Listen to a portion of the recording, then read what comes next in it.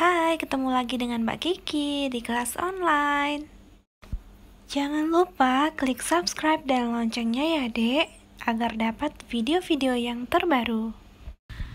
Hai adik-adik, salam semangat untuk sore ini ya. Kita akan belajar IPS untuk hari ini. Jadi adik-adik benar-benar perhatikan.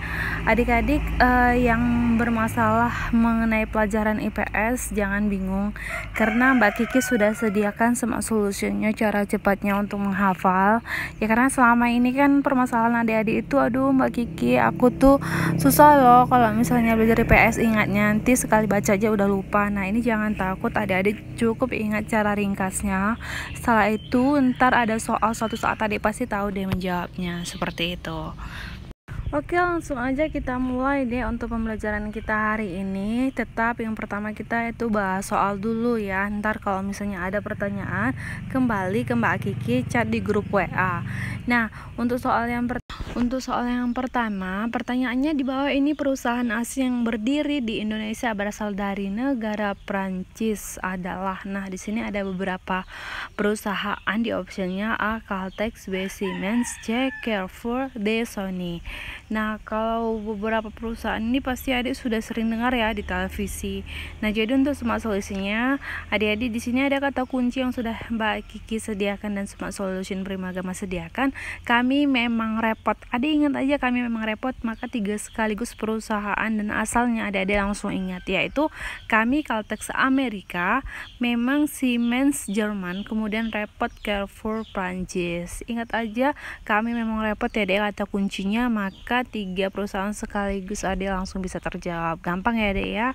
Begitulah fungsinya kita belajar EPS dengan Smart Solution. Kita lanjut ke soal selanjutnya. Oke.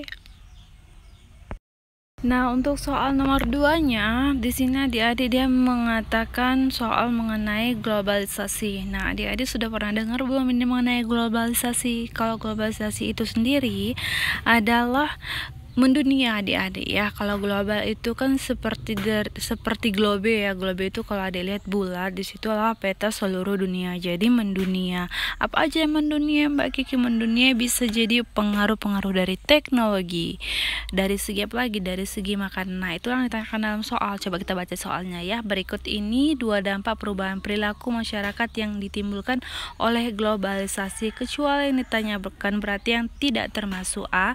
Gaya hidup dan norma, B. Pakaian dan makanan, C. Sekularisme dan individualisme.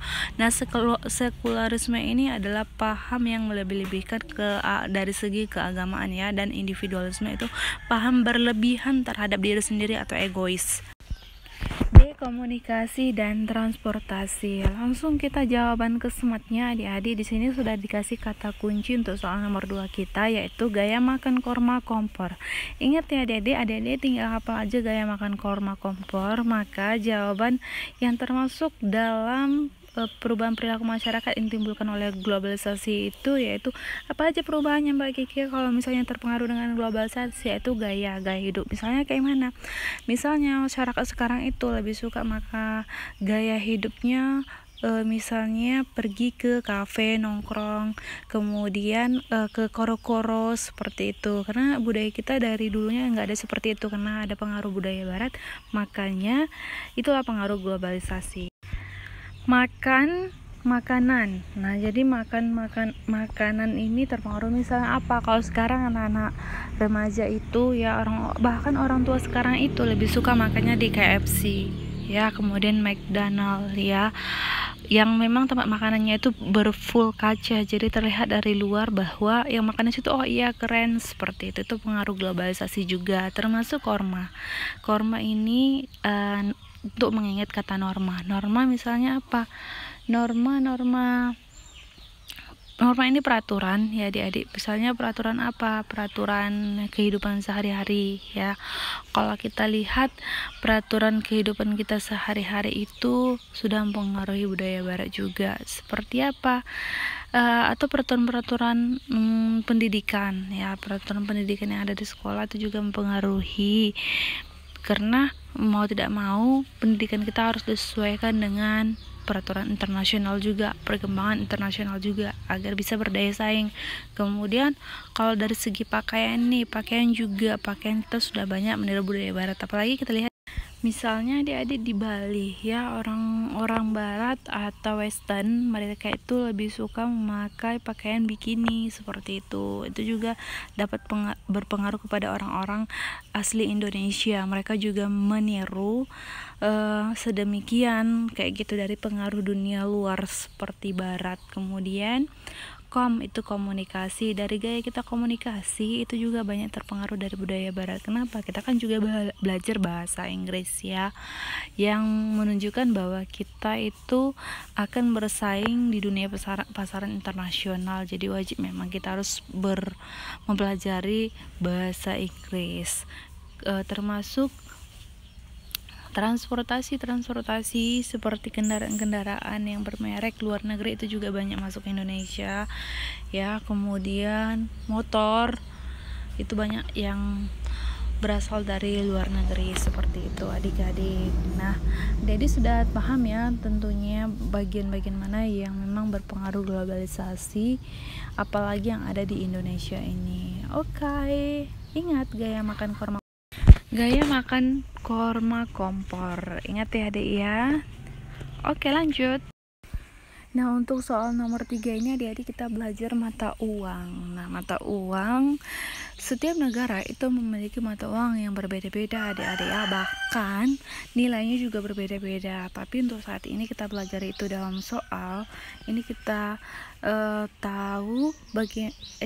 tahu mata uang yang berasal dari Australia dan Indonesia. Kalau untuk Indonesia itu sendiri mungkin adik-adik pada tahulah ya semuanya ya, nggak mungkin nggak tahu ya adik ya.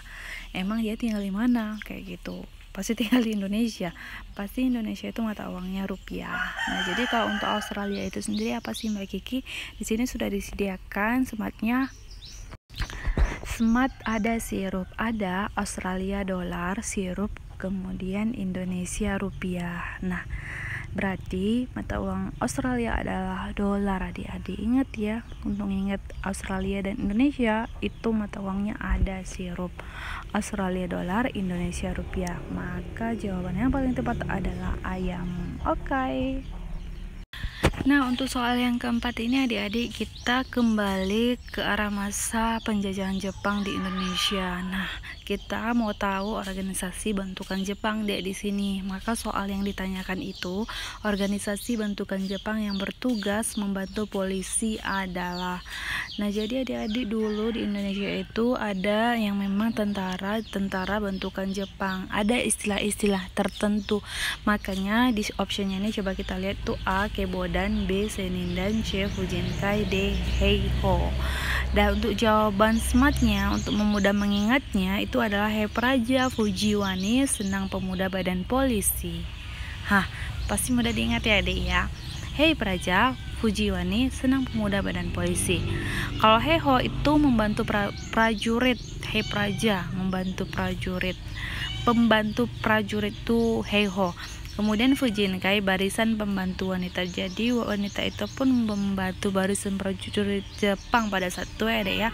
Kemudian Senindan ini barisan pemuda. Senang Pemuda itu barisan pemuda ya. Kebodan barisan pembantu polisi, badan polisi. Ya, badan itu mengingat Kebodan. Kemudian polisi itu mengingat barisan pembantu polisi. Oke deh, sampai di sini. Selanjutnya soal nomor 5. Nah, untuk soal nomor 5 ini yang ditanyakan yaitu mengenai perlawanan rakyat Indonesia terhadap Jepang. Nah, jadi tindakan-tindakan perilaku penyiksaan yang dilakukan oleh Jepang pada masa penjajahan Jepang terhadap Indonesia itu melakukan tindakan perlawanan yang berasal dari daerah adik-adik ya. Seperti salah satu yang ada di soal ini yang ditanyakan perlawanan rakyat terhadap Jepang di Singaparna, Tasikmalaya dipimpin oleh A. Tengku Abdul Jalil, B. Muhammad Toha, C. Kiai Haji Zainal Mustafa, D. Syu dan Ko Supriyadi. Nah, adik-adik di sini semua solusinya sudah dikasih tahu. Ada beberapa pimpinan yang memimpin perlawanan ke Jepang pada saat itu, yaitu Ayah Jalil dan Mas Parno Beli Supra. Ayah Jalil panjangan apa? Ayah Aceh itu berasal dari Cotleng, Jalilnya Tengku Abdul Jalil. Ingat aja Ayah Jalil. Kemudian Mas Parno, yaitu berasal dari Singaparna, Kiai Haji Zainal Mustafa. Untuk masnya, Mas Parnya itu Singaparna, kemudian Nonya itu Zainal Mustafa. Kemudian Beli Supra itu panjangan dari Blitar dan Supriyadi. Nah, jadi adik-adik dari kata-kata berikut adik-adik diajak untuk mengingat daripada bagian-bagian daerah dan pimpinan pada masa perlawanan Jepang. Demikian sampai di sini dulu adik-adik untuk pembelajaran IPS kita. Ntar kita lanjut lagi di minggu berikutnya. Di minggu berikutnya kita akan ulang kembali, kita akan pelajari yang baru kembali. Sampai di sini dulu adik-adik, salam semangat terdepan dalam prestasi. Bye bye.